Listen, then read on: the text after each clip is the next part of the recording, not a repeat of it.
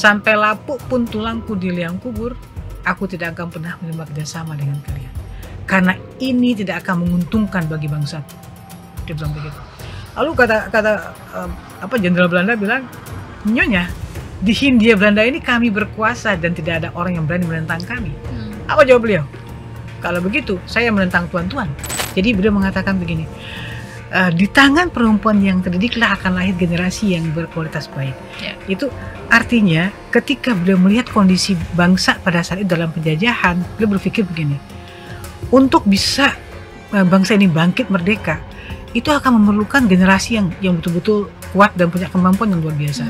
Dan itu hanya akan bisa lahir dari seorang ibu juga yang terdidik dengan baik. Gitu. Di tangan perempuan yang terdidiklah akan lahir generasi berkualitas baik.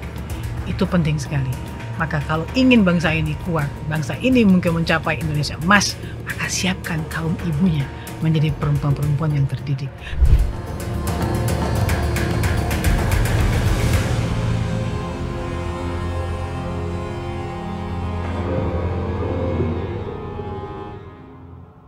Halo Tribuners, jumpa bersama saya Geok Mengwan. Tribuners, hari ini 10 November 2025 bertepatan dengan Hari Pahlawan Nasional. Presiden Prabowo Subianto menetapkan 10 nama menjadi pahlawan nasional. Nama-nama yang familiar yaitu ada Presiden kedua Republik Indonesia Soeharto, kemudian Presiden keempat Republik Indonesia Abdurrahman Wahid atau Gus Dur, kemudian juga ada aktivis buruh Marsina, dan ada juga nama Hajah Rahmah El Yunusiah yang ditetapkan sebagai pahlawan nasional pada tahun ini. Ia merupakan pelopor pendidikan dari Sumatera Barat. Tapi ternyata setelah ditelusuri lebih jauh, ia lebih dari itu. Nah, untuk menggali lebih dalam mengenai sosok Bu Rahmah ini, kita akan berbincang dengan keluarga dari Ibu Rahmah El Yunusiah, yaitu sudah ada di studio Tribun News, Ibu Fauziah Fauzan El Muhammadi atau Bu Zizi. Apa kabar, Bu? Alhamdulillah, baik. Oke, tiba dari Sumatera Barat? Ya, dari kemarin ya. Dari kemarin ya, oke. Nah Ibu, mungkin yang aku pengen tahu duluan adalah bagaimana perasaan keluarga setelah akhirnya Bu Rahmah ditetapkan sebagai pahlawan nasional? Ya, alhamdulillah kita dari keluarga besar bersyukur ya. Allah memberikan karunia melalui Bapak Presiden Prabowo Subianto, Bunda Rahmah sebagai pahlawan nasional. Artinya ada suatu pengakuan dari pemerintah Republik Indonesia tentang bagaimana besarnya perjuangan seorang Rahmah Indonesia, baik di masa-masa perjuangan kemerdekaan maupun di saat beliau menyiapkan pendidikan untuk kaumnya. Oke, nah tadi kan disebutkan bahwa yang banyak atau beredar di media sosial, garis besarnya Bu Rahmah ini adalah seorang pelopor pendidikan. Nah, tapi bisa diceritakan Bu, jasa-jasanya apa saja sih Bu yang telah dilakukan oleh Bu Rahmah ini pada saat itu? Oh ya, baik. Jadi Bunda Rahmah itu beliau seorang sosok yang multi talent ya, kalau saya katakan. Kenapa? Karena perjuangan beliau tidak hanya di pendidikan, tetapi juga di bidang perjuangan kemerdekaan gitu. Nah, pendidikan itu tidak hanya untuk wilayah Nusantara, tapi memberi inspirasi sampai seluruh dunia. Nah, Bunda Rahmah Indonesia mendirikan Dinia Putih Padang Panjang itu tanggal 1 November tahun 1923. Nah, kenapa beliau dirikan? Karena ingin menyiapkan pendidikan yang baik untuk kaumnya. Jadi beliau mengatakan begini, di tangan perempuan yang terdidiklah akan lahir generasi yang berkualitas baik. Itu artinya ketika beliau melihat kondisi bangsa pada saat itu dalam penjajahan, beliau berpikir begini, untuk bisa bangsa ini bangkit merdeka, itu akan memerlukan generasi yang betul-betul kuat dan punya kemampuan yang luar biasa. Dan itu hanya akan bisa lahir dari seorang ibu juga yang terdidik dengan baik gitu. Maka beliau mengatakan, aku harus menjadi sekarang, kalau tidak kaumku akan terus terbelakang. Walaupun banyak sekali risiko yang kau hadapi. Artinya itu beliau sudah paham apa yang akan beliau hadapi. Nah, ketika mendirikan Dinia Putih Padang Panjang ini, beliau juga seorang bidan gitu loh. Jadi yang menarik itu background beliau itu beliau murid langsung daripada Syekh Minangkabau saat itu, termasuk ayahnya Hamka, Syekh Muhammad Jamil Jambe kan, kemudian beberapa syekh besarnya. Tapi di samping beliau menguasai paham tentang agama Islam ya, di bidang syariah dan seterusnya, beliau juga seorang bidan gitu. Jadi beliau mendapatkan sertifikat bidan itu dari 5 dokter Belanda dan berprofesi sebagai bidan. Jadi luar biasa di satu seorang perempuan muda mendirikan sekolah, terus sambil ngajar itu juga menerima kelahiran bayi gitu. Nah, apakah itu aja? Enggak. Juga tentara pejuang. Jadi berjuang ikut bergerilya melawan Belanda. Ada yang menarik itu di tahun 1933. Itu Belanda menetapkan yang namanya di Minangkabau ordonansi kawin bercatat dan ordonansi sekolah liar. Artinya kalau yang sekolah liar itu tidak boleh ada sekolah, satupun sekolah yang menjalankan kurikulum kecuali kurikulum Belanda. Maka sekolah seperti Dinia Putri, ada Tawalib itu oleh Belanda di sweeping, nggak boleh ngajarkan Quran, nggak boleh ngajarkan hadis dan lain-lain. Terus harus ikut kurikulum Belanda. Yang kedua, ordonansi kawin bercatat. Jadi menikah itu tidak boleh secara Islam, tapi harus secara catatan sipil Belanda. Jadi kalau ada yang menikah di masjid itu dibubarkan oleh Belanda. Nah, Bunda Rahma tuh melakukan perlawanan sampai akhirnya beliau ditahan gitu, di penjara gitu, lebih dari 1 tahun beliau di penjara gitu. Banyak banget ya. Nah, itu menunjukkan bagaimana yang namanya komitmen beliau gitu. Tapi juga ada yang menariknya, ketika di tahun 40-an awal terjadi kecelakaan kereta api di Lembah Anai. Kemudian banyak korban berjatuhan. Nah, Lembah Anai itu kan dekatnya ke Padang Panjang karena di perbukitan yang rumit. Untuk dibawa ke Bukit Tinggi akan perlu waktu yang jauh gitu. Maka beliau, karena beliau memang seorang bidan dan salah satu kompetensi santri Dinia Putri saat itu adalah di bidang kesehatan, maka beliau menyulaplah ruang-ruang kelas menjadi rumah sakit darurat. Kemudian santri merawat para korban-korban itu gitu. Nah, pada waktu saya masih kelas 5 SD, nenek saya almarhumah di depan asrama itu mengatakan kepada saya begini, Zizi, itu ada orang Belanda yang datang. Dan dia mengatakan, oh ternyata ini ya sekolah yang telah menyelamatkan nyawa kakek saya. Jadi Bunda Rahma mengajarkan yang namanya toleransi. Belanda yang menjajah bangsanya, Belanda yang menyiksanya di penjara adalah Belanda yang berbeda dengan korban kecelakaan. Itu yang beliau ajarkan. Nah, juga di zamannya pemerintahan Jepang itu, Jepang masuk, banyaklah perempuan Minang yang diculik untuk menjadi pekerja seks tentara Jepang, bahkan sampai ke Medan, Sumatera Utara. Lalu Bunda Rahma bergerak sampai ke sana untuk membebaskan kaumnya dan kebawa pulang lagi gitu loh. Itu perjuangan seperti itu. Nah, sambil terus mengelola pendidikan. Jadi kalau tadi tahun 1923 itu berdiri Dinia Putri, itu kenapa namanya perguruan? Karena mencetak para guru.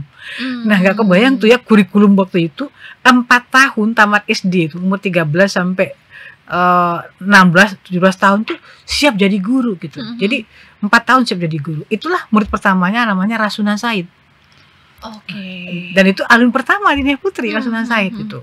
Satu angkatan juga dengan Ibu Siti M. Nur, ibunya Pak Taufik Ismail.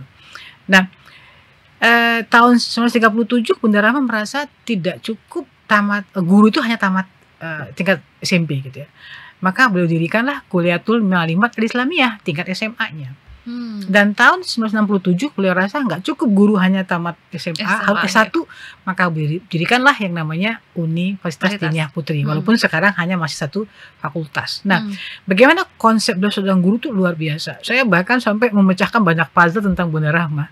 Terus terang saya pulang ke Padang Panjang tahun 2003, membaca lembar demi lembar sejarah 15 tahun Dinia Putri, 25 tahun Dinia Putri, 50 tahun Dinia Putri, untuk menggali pikiran Bunda Rahma. Ada satu yang menarik Mbak gitu dari Bunda Rahma itu, mengatakan bahwa seorang guru itu harus di samping ilmu yang diajarkannya, dia mesti menguasai ilmu paham Al-Quran dan hadis juga, mereka harus menguasai sains. Itu semua guru begitu. Jadi kalau guru tafsir harus ngerti sains, guru saya mesti ngerti tafsir gitu loh, mesti ngerti Al-Quran gitu. Tapi diantara itu syarat guru yang ditetapkan saat itu adalah semua guru itu mesti menguasai ilmu yang namanya psikologi, itu betul ya, ilmu jiwa, ilmu mendidik. Kemudian satu yang nyangkut di saya itu Mbak Gege adalah kriminologi. Nah, ketika saya buka itu tahun 2003, itu saya mikir gitu, ini maksudnya apa ya? Ternyata saya baru dapat jawaban ketika saya belajar grafologi di 2017. Itu berarti 14 tahun lamanya searching saya. Ya. Ternyata seseorang yang punya jiwa kriminal di usia dewasa, seperti seorang ibu mungkin yang mencekik anak atau apa gitu ya, itu bisa kedetek lewat tulisan tangannya ketika mereka di usia remaja awal. Sehingga kalau ini kedeteksi, guru punya waktu untuk membangun anak ini untuk tidak menjadi seorang yang kriminal. Itu saya ketemu jawabannya setelah 14 tahun. Nah, ini konsep di bidang pendidikan. Nah, di bidang perjuangan kemerdekaan ya, kita lanjut lagi ya Mbak Gege ya, bahwa Bunda Rama sendiri di tahun 40-an, di awal setelah Jepang masuk dan menjelang kemerdekaan, itu kan beliau aktif menghimpun, melatih itu beberapa laskar dan yang namanya kita sebut mungkin apakah seperti batalion gitu ya. Itu yang akhirnya menjadi cikal bakal tentara rakyat. Oke, jadi membentuk pasukan juga pasukan. Ya, Bu, ya. Itu beliau yang membiayai gitu. Nah, pada saat dan ya ikut turun di situ ketika akan berubah menjadi tentara rakyat, kemudian diminta para tokoh-tokoh, para bapak-bapak kan waktu itu ada nenek mama, ada datuk, ada juga pimpinan pondok dan lain gitu ya, untuk memimpin. Mereka nggak ada yang sanggup untuk memimpin posisi itu. Akhirnya Bunda Rama mengatakan, tegaklah tuan-tuan angku-angku di belakang punggung saya akan pimpin perjuangan ini, dan kita akan bebaskan negara bangsa kita dari penjajah Belanda. Dan biarkan Dinia Putri sebagai dapur umum dan pusat logistiknya. Nah, kebayang di saat itu bagaimana beliau mengkoordinir para santri remaja saat itu, santri putri loh Mbak Gege ya. Itu masuk hutan, ngantarkan senjata, ngantarkan logistik untuk para pejuang kemerdekaan. Lah kalau anak zaman now gitu ya, kalau masuk pondok atau masuk sekolah, itu ke kamar mandinya nggak berani sendiri kan gitu. Ini ke hutan itu perjuangan beliau gitu. Tapi beliau memimpin. Tapi ketika kemudian ada seorang tokoh yang namanya Anas Karim memimpin, maka beliau langsung meletakkan, dan beliau hanya ngambil posisi sebagai komandan logistik saja gitu. Jadi beliau betul-betul menempatkan dirinya tuh luar biasa kalau menurut saya gitu. Jadi dia yang melihat yang penting adalah sistem ini berjalan dan perjuangan berjalan. Nah, inilah barangkali yang saya lihat bagaimana beliau merupakan sosok yang multi tadi, saya katakan multi tadi. Nah, di samping itu, di samping beliau juga seorang bidan ya, menguasai masalah medis, kesehatan, juga ulama wanita, juga pejuang gitu, angkat senjata gitu ya. Juga seorang seniman. Beliau punya keahlian itu diantaranya juga art ya, menyulam. Saya sekarang sedang mengenakan selendang buatan beliau. Oh, berarti ini udah berumur berapa tahun nih Bu? Ini sudah hampir 60 tahun loh, ada 60 tahun. Ini hasil sulaman beliau dan lebih nih saya pikir. Dan ini ada namanya ditulis di sini RJ gitu, Rama Indonesia ya. Dan saya melihat sampai sekarang tuh orang yang bisa menyulam seperti ini kayaknya masih jarang ya. Jarang kita temukan. Beliau juga seorang yang jago memasak juga, dan juga menguasai untuk seni dan musik gitu. Dan juga seorang penulis skenario drama. Wow, banyak banget. Nah, bahkan pada saat itu di Padang Panjang, itu kan zaman dulu tuh belum ada bioskop ya kan, nggak ada TV. Orang-orang pasar itu sekali 3 bulan akan nunggu Dinia Putri ngejual tiket. Lalu Bunda Rama akan membuat pementasan teater, ada musik dan seterusnya, ada tari, maka yang orang-orang pasar tuh akan beli tiket untuk nonton ke Dinia Putri, tapi khusus perempuan aja gitu. Itu beliau tuh. Banyak banget ini ya. Iya. Kayak fokusnya tuh nggak cuma di agama, pendidikan, kesehatan, tapi juga art nih ya Bu ya, memberikan entertain juga untuk masyarakat gitu ya. Keren banget. Nah Bu, sebelum aku menggali tadi banyak banget yang menarik yang bisa digali, tapi aku pengen tahu sejak kapan sih Bu ini diusulkan menjadi pahlawan nasional? Karena kan ada yang sudah beberapa kali melewati tahap. Nah, untuk Bu Rahma ini sendiri sejak kapan diusulkan menjadi pahlawan nasional nih Bu? Sebenarnya pengusulan sudah lama ya. Di eranya Gubernur Harun Zain. Waktu itu tahun 1974 pada waktu 1974. Ya, tetapi yang menjadi pahlawan nasional justru waktu itu murid beliau, Rasuna Said ya. Terus juga lanjut lagi di tahun 90-an ya, zamannya Gubernur Pak Azwar Anas, kita juga usulkan.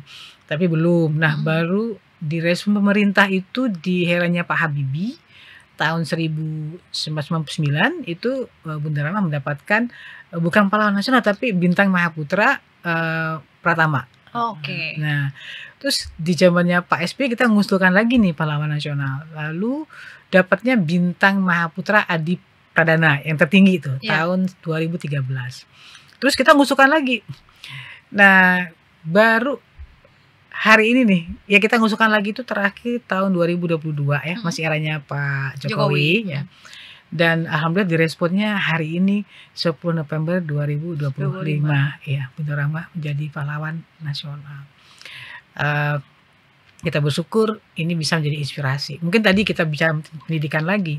Bunda Rahma tidak hanya menginspirasi untuk tingkat Nusantara ya, tapi juga sampai ke seluruh dunia.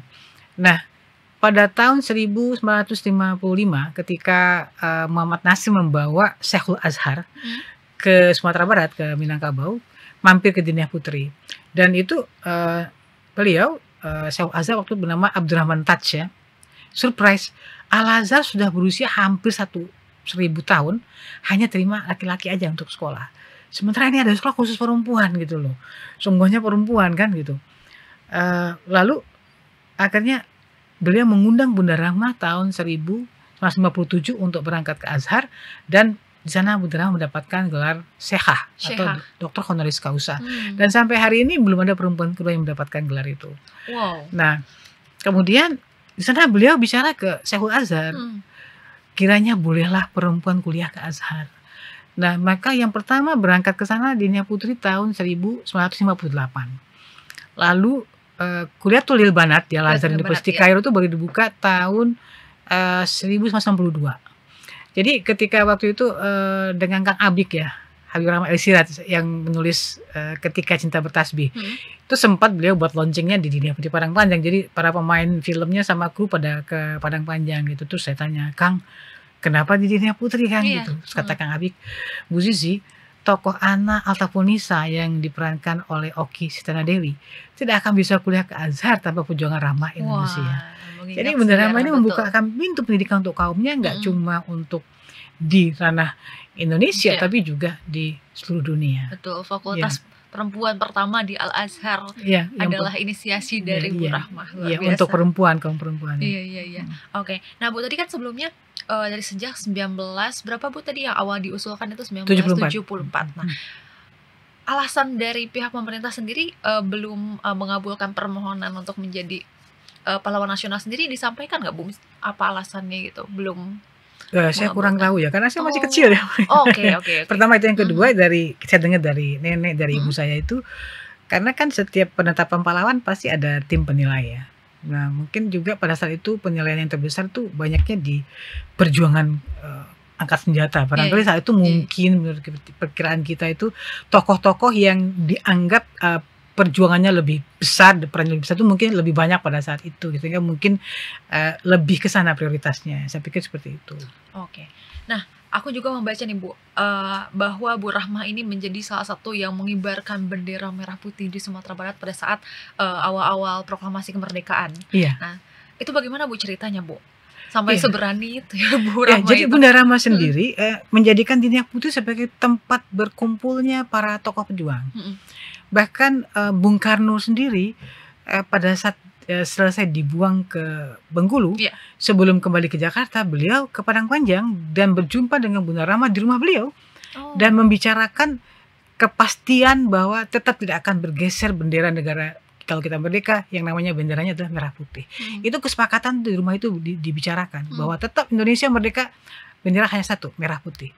Itu sudah jadi mindset beliau. Makanya ketika beliau mendengarkan kabar melalui radio bukan dari radio tapi dari Tuanku Syafi'i, M. Syafi'i, yang sekolahnya namanya Ins Kayu Tanam. Nah, Tuanku Syafi'i menyampaikan kepada Bunda Rahma, Cik Rahma, ini Kak Rahma ini sudah merdeka kita sekarang, ini berita yang didapatkan. Maka beliau langsung mengambil selendang putih milik santri, lalu mengambil kain tenun warna merah. Karena pada saat itu di ranah Minang bahan kain itu cukup langka, maka santri dilatih untuk bertenun sendiri. Nah, jadi ada santri yang sedang menenun kain merah, itu diambil, dijahitkan dengan selendang putih, lalu dikibarkan benderanya di depan asrama Diniyah Putri Padang Panjang. Jadi kalau Mbak Gege ke Padang Panjang, ke Diniyah Putri, di depan asrama itu ada tiang bendera, posisinya sampai sekarang masih sama loh Mbak. Hanya ganti tiang aja. Sana berkibar pertama kali merah putih. Ya, di ranah Minang. Luar biasa. Nah, Bu, aku juga membaca bahwa Bu Rahma ini sempat ditahan oleh Belanda. Itu kenapa Bu sampai bisa ditahan kayak gitu? Ya, yang pertama itu kan peristiwanya pada waktu yang tadi ya, nanti kalian bercatat tadi itu, yang Belanda melarang perempuan dan laki-laki Muslim untuk menikah secara Islam, kemudian juga melarang kurikulumnya kalau kurikulum Belanda gitu. Nah, beliau melakukan perlawanan dan sempat beliau dipanggil ke marskal Belanda, kemudian apa katanya kepada Bunda Rahma, Nyonya, di Hindia Belanda ini kami yang berkuasa gitu. Dan engkau mesti menerima kerjasama dengan kami. Kalau Nyonya bersedia menghapuskan kurikulum Dinia Putri ini, maka kami akan buatkan sekolah yang gedungnya yang bagus untuk Dinia Putri. Ya mungkin kalau kita gambarkan zaman Belanda mungkin seperti gedung sate mungkin ya, kalau kerennya semoga gitu. itu. Lalu apa kata jawaban beliau? Sampai lapuk pun tulangku di liang kubur, aku tidak akan pernah menerima kerjasama dengan kalian. Karena ini tidak akan menguntungkan bagi bangsaku. Dia bilang begitu.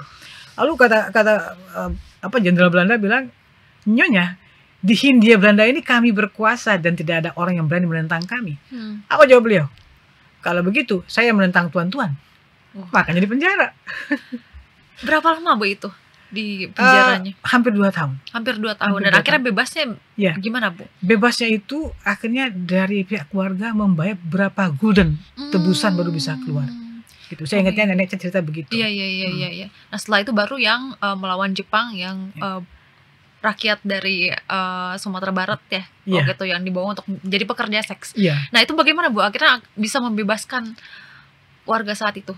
Iya, jadi Bunda Rahma waktu itu berangkat ke Medan gitu, sebab banyak perempuan Minang ini diculik untuk menjadi pekerja seks. Nah sampailah di sana beliau berhasil membawa pulang kembali perempuan-perempuan dari kampungnya itu. Nah itu bagaimana Bu? Berarti dia datang dengan beberapa orang? Ya, beberapa orang. Ada pendamping beliau itu memang juga ahli-ahli yang dalam bela diri ya gitu. Dan dibawa ke sana dan akhirnya negosiasinya berhasil. Saya nggak ngerti kok sampai bisa mereka mendapatkan istrinya Jenderal Jepang terus tukeran gitu loh. Jadi kata Jenderal Jepang ini, Nyonya Rahma, istri saya nggak bersalah, tolong serahkan. Lalu kata beliau, orang kampung saya juga nggak bersalah, tolong juga bebaskan. Nah akhirnya tukeran dan terbawa pulang kembali ke kampung halaman. Ini luar biasa perjuangan beliau. Negosiasinya cerdas ya Bu ya. Nah yang aku baca Bu Rahma ini menikah di usia 16 tahun ya Bu ya. Nah waktu saat melakukan perjuangan dan juga melakukan jasa-jasanya itu ya Bu ya, berarti saat itu sudah berkeluarga. Nah bagaimana suaminya menanggapi, karena kan seperti yang kita ketahui bahwa di masa sekarang kan perempuan biasanya kalau sudah menikah dia di rumah. Nah mungkin bisa menjadi nilai-nilai inspirasi buat penonton di rumah. Bagaimana Bu saat itu? Iya, jadi menikah kan sebetulnya perlu mendapatkan kesepakatan awal ya, siapa kita akan menikah. Nah Bunda Rahma sendiri itu mengajarkan kepada murid-muridnya bahwa perempuan itu boleh menjadi siapapun dengan syarat gitu ya, 3 hal. Satu, apapun yang dilakukan dalam perjuangan karirnya tidak bertentangan dengan Al-Quran dan Sunnah. Yang kedua, kalau bersuami harus dapatkan izin dari suami. Dan yang ketiga, itu harus punya kemampuan yang sesuai. Sebab Rasulullah mengajarkan kalau menyerahkan urusan kepada yang bukan ahlinya, tunggulah kehancuran. Nah ini yang beliau ajarkan. Jadi pada prinsipnya dalam perjuangan beliau ini beliau mendapatkan dukungan dari suaminya. Dari suaminya. Jadi nilai yang bisa dipetik adalah jika kita ingin terus bertumbuh ya setelah menikah, pilihlah suami yang mendukung kita juga ya Bu ya. Dan itu dibicarakan sebelum pernikahan. Dan kesepakatan tuh dari awal dibicarakan di situ. Berarti kalau misalnya di zaman sekarang bisa perjanjian pranikah seperti itu ya Bu ya? Iya. Dan itu sudah dilaksanakan pada zaman Bu Rahma ya Bu ya? Harus detail itu. Wah, printing ya. Apa-apa yang kayak mungkin kita sebutnya kayak inovasi saat ini atau yang baru dilakukan saat ini ternyata sudah ada pada zaman dahulu. Itulah pentingnya belajar sejarah Tribuners. Nah Ibu, kemudian Bu Rahma ini memiliki kemampuan sebagai bidan. Nah berarti beliau belajarnya itu berapa lama Bu? Saya kurang tahu persis, tapi mungkin durasi sekitar 1 tahun 2 tahun itu beliau belajar. Dan itu yang bersama dengan syekh itu ya Bu ya? Setelah itu, jadi belajar agama dulu. Jadi belajar agama dulu. Basicnya udah kuat, baru ngambil kebidanan. Jadi saya pikir mirip juga dengan Ibnu Sina gitu ya. Iya, Jadi kuasai dulu iya, Al-Quran iya. baru ngambil menguasai kedokteran gitu ya. Karena Jadi itu adalah basicnya gitu. basicnya agama, kemudian bisa mempelajari yang lainnya. Terus Bu, yang tadi yang cukup menarik adalah mempelajari soal psikologi itu ya Bu ya. Nah itu apa Bu alasannya? Karena kan kalau sekarang biasanya baru-baru sekarang nih bahas soal mental health, ternyata di zaman dulu sudah mempunyai fokus ke situ. Iya, jadi Bunda Rama sendiri ternyata ada di museum ya, di Museum Rahmat Indonesia, itu rumah beliau ya. Waktu kita menyusun lemari-lemari buku-buku lama itu, saya kaget gitu. Ternyata buku-buku pegangan beliau dulu itu kan tipis-tipis ya. Iya. Ya ejanya lama banget tuh. Ternyata itu inti summary dari mana? Dari textbook yang sekarang kita gunakan. Jadi saya kaget tuh. Saya kan sempat juga belajar beberapa ilmu kedokteran ya, sains dan lain-lain. Ketika saya sudah baca beberapa textbook, saya buka buku yang tipis-tipis. Loh, ini intinya sama tapi intinya summary-nya luar biasa gitu. Jadi sebetulnya beliau tuh sudah mendapatkan pengetahuan tuh jauh-jauh hari. Tapi yang menarik bagi kita yang perlu tanda tanya gitu ya Mbak Gege ya. Zaman itu kan nggak ada internet. Terus juga komunikasi masih sulit gitu ya. Apalagi pos gitu ya. Tapi beliau bisa mendapatkan buku-buku yang begitu gitu. Itu yang saya pikir luar biasa dan bisa termotivasi untuk perjuangan yang tinggi gitu. Pasti risetnya lama banget ya Bu ya. Karena kita aja kalau misalkan mau membuat summary yang bagus itu pasti lama banget, dan saat itu dengan sumber yang minim luar biasa sekali. Nah Bu, karena kita sudah 30 menit berbicara, kita ingin mendengar apa saja sih Bu nilai-nilai yang bisa diteladani dari Bu Rahma ini mungkin untuk masyarakat zaman sekarang Bu. Iya, beberapa hal yang perlu kita teladani dari Bu Rahma adalah satu, komitmen dalam perjuangan. Itu luar biasa ya. Jadi beliau mengatakan bahwa saya harus mulai dari sekarang. Kalau tidak, bangsaku akan terus ke belakang. Kamu terbelakang. Walaupun aku tahu resiko yang kamu hadapi. Jadi artinya kalau ilmu sekarang namanya itu adalah kemampuan making connection gitu loh. Kemampuan ketika tingginya kuat banget. Jadi beliau kaji dulu sebuah dampak resiko dan beliau sanggup hadapi resiko itu. Jadi komitmen dengan itu. Dan tidak akan digoyahkan. Walaupun Belanda memenjarakan, nggak kapok gitu loh.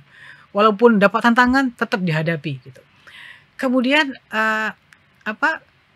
yang namanya sekarang itu kemampuan resilience. Nah ini untuk anak-anak muda sekarang ya, yang dikit-dikit mental health gitu ya.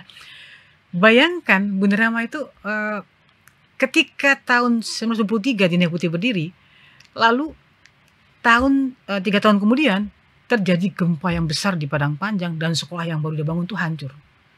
Lalu apa yang Bunda Rama lakukan? Nangis? Enggak. Beliau berjalan dari Padang Panjang ke Bukit Tinggi ke Sumatera Utara, terus ke Aceh, nyebrang Selat Melaka sampai ke Malaysia. Kapalnya mungkin kapal GT kayak apa zaman itu. Terus beliau dakwah, menghimpun dana, kembali pulang pada rute yang sama untuk membangun kembali Dinia Putri, untuk perjuangan kaumnya. Jadi kalau teman-teman atau ini anak muda kalau ke Sumatera Barat lewat Lembah Anai, sekarang jalannya sudah jalan yang aspal yang cakep, yang bagus. Zaman dulu jalan batu gitu, masih pakai bendi. Dan ini dilewati gitu loh. Makanya beliau itu menunjukkan pada kita adalah silahkan. Tidak penting seberapa dalam bukamu.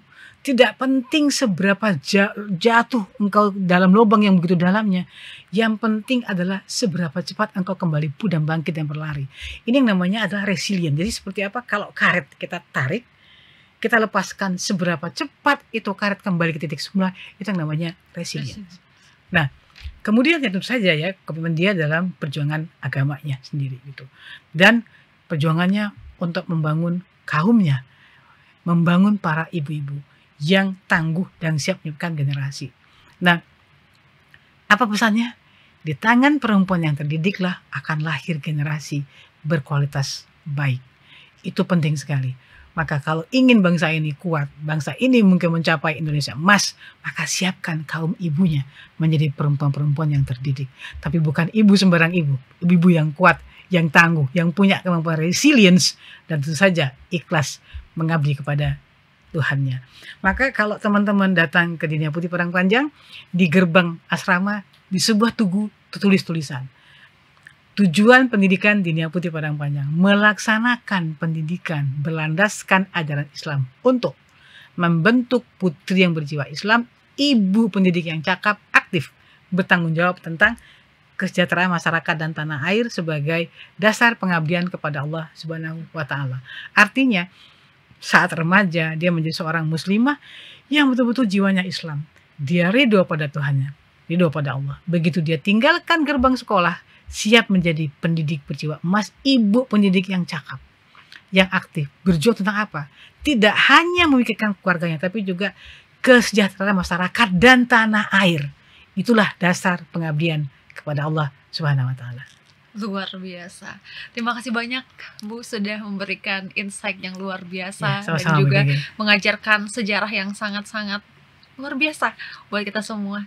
Terima kasih banyak Bu. Sama-sama. Dan ya penghargaan ini, pemberian gelar pahlawan ini menjadi tambahan penghargaan dan juga penghormatan atas perjuangan Bu Rahmah dalam memperjuangkan kesetaraan dan kemajuan perempuan Indonesia. Jasa-jasanya mengajarkan bahwa pentingnya pemerataan pendidikan, dan pendidikan adalah salah satu kunci kemajuan suatu bangsa ya Bu ya. Seperti yang Ibu sampaikan tadi bahwa untuk mencapai Indonesia Emas 2045 ya kita butuh perempuan, ibu yang terdidik, yang menghasilkan generasi yang berkualitas. Terima kasih banyak Bu. Sama-sama. Semoga kita nanti berbincang lagi di lain kesempatan. Sehat selalu. Dan Tribuners, itu dia perbincangan kita pada kali ini. Saksikan konten-konten lainnya di kanal YouTube Tribun News. Saya Giok Mengwan pamit undur diri. Sampai jumpa.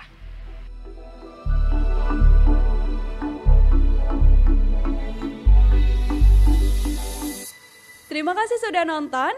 Jangan lupa like, subscribe, dan share ya.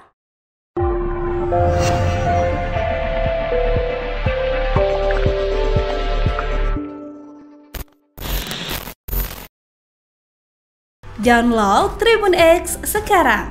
Menghadirkan lokal menjadi Indonesia.